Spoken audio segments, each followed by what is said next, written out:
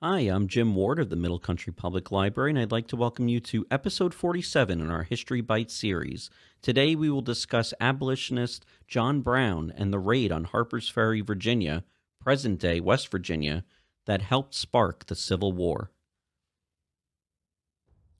Born in Connecticut in 1800 and raised in Ohio, Brown came from a staunchly Calvinist and anti slavery family.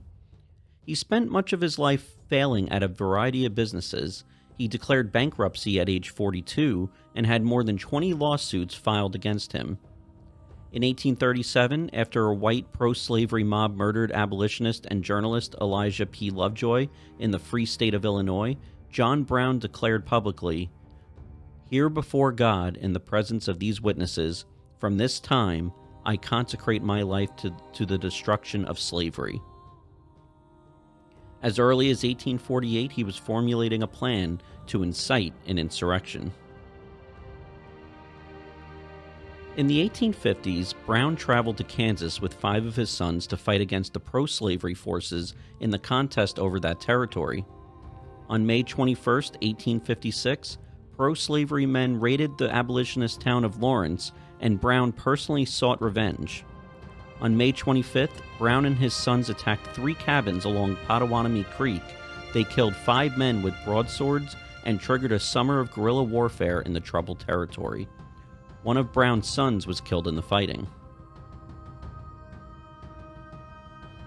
By 1857, Brown returned to the East and began raising money to carry out his vision of a mass uprising of enslaved people. He secured the backing of 6 prominent abolitionists, known as the Secret Six, and assembled an invasion force. His army grew to include 22 men, including 5 black men and 3 of Brown's sons. The group rented a Maryland farm near Harper's Ferry and prepared for the assault. Brown's war plan was simple in concept, but complex in execution. Through small bands of trained and armed men, Captain Brown intended to assist and guide slaves in their escape from the South. The causeway to freedom would be the Appalachian mountain chain, stretching from northern Alabama into Pennsylvania. Night after night, from mountain fortress to mountain fortress, a trained army of liberators operating in small groups would escort the escaped slaves northward.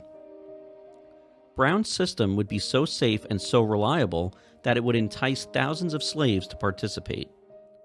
Brown predicted this mass slave migration would dramatically devalue slave property, ultimately bankrupt the slave aristocracy, and politically blunder the slave oligarchy. Slavery would dive into extinction, Brown reasoned, with no economic foundation. To begin his war, Brown needed firearms. The arsenal at Harper's Ferry stored 100,000 rifles and muskets. Next, Brown needed an army. 18,000 slaves lived in the 6 counties nearest Harper's Ferry. Then Brown needed shelter and security. The formidable mountains of the Blue Ridge extended north and south from Harper's Ferry. As the initial target in his war against slavery, Harper's Ferry made perfect sense to John Brown. Not to Frederick Douglass, however. "You are walking into a perfect steel trap," Douglass warned Brown at a secret meeting in a quarry at Chambersburg, Pennsylvania, in August 1859. Douglass believed that an attack at Harper's Ferry, with its U.S. armory and arsenal, would ensure the immediate and vengeful wrath of the government. Despite Douglass's appeals and his refusal to join the venture, Brown remained convinced Harper's Ferry must be his first blow for freedom. On Sunday night, October 16, 1859, after secretly gathering men and materials for 3 months at a secluded Maryland mountain farm, Brown delivered his orders. "Men, get on your arms. We shall proceed to the ferry." The 5-mile march from the Kennedy Farm hideaway brought Brown's party to the Potomac River. Silently seizing the watchmen at the Baltimore and Ohio Railroad Bridge, Brown and his 18 followers quickly and methodically captured the musket factory, rifle factory, and arsenal. The raiders possessed the government property before midnight. The plan was working perfectly. Then, in the wake of 3 careless moments, the scheme began to unravel. First, the railroad bridge night watchman escaped his captors, promptly proceeding to flag down and halt an approaching Baltimore and Ohio passenger train short of the station. This grabbed the attention of the station baggage porter, a free African American named Hayward Shepard, who became curious about the train's strange stopping point and started roaming in the 1:30 a.m. darkness. Then occurred careless action 2. Brown's men shot and fatally wounded Shepard. The echoing gunshots awakened Dr. John Starry, who tumbled from bed and came to investigate.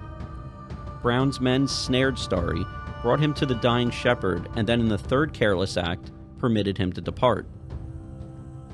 The Paul Revere of Harper's Ferry, as Dr. Starry became known, loudly announced in nearby Charlestown that abolitionists had seized the ferry.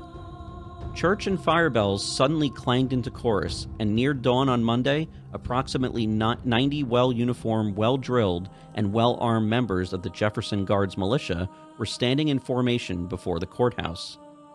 By 11 a.m., only 12 hours after Brown had entered Harper's Ferry, the Jefferson Guards had sealed escape routes, surrounded the armory and arsenal, segregated Raider reinforcements, and spoiled Brown's scheme. Brown was trapped within his headquarters, the Armory's fire engine house. By midnight on October 17th, Lieutenant Colonel Robert E. Lee and 87 U.S. Marines dispatched from the Washington Navy Yard under his command had arrived by train, and an assault was planned. Since flying bullets could harm hostages, the Marines would use only bayonets. An eerie quiet hovered on the Tuesday dawn as U.S. Cavalry Lieutenant Jeb Stuart, who had been in the capital for personal business, and upon hearing of the raid, volunteered as an aide-de-camp, approached the barricaded engine house doors with orders for Brown to surrender. The fiery abolitionist refused. Marines then sprang forward, using a sledgehammer and a ladder to batter the door, eventually smashing a hole large enough to allow passage for one Marine at a time. Within 3 minutes, Brown had been wounded, the 4 raiders were killed or captured, and all 11 hostages were freed unharmed.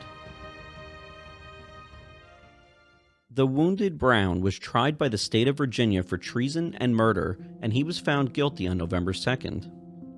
The 59-year-old abolitionist went to the gallows on December 2nd, 1859.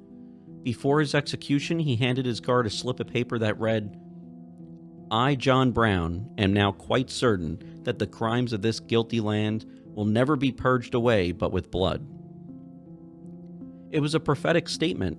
Although the raid failed, it inflamed sectional tensions and raised the stakes for the 1860 presidential election. Brown's raid helped make any further accommodation between North and South nearly impossible, and thus became an important impetus of the Civil War. I'd like to thank you all for joining us for today's episode. If you enjoyed it, click like, and if you watched on YouTube, hit subscribe. Thanks so much, and we'll see you all next time.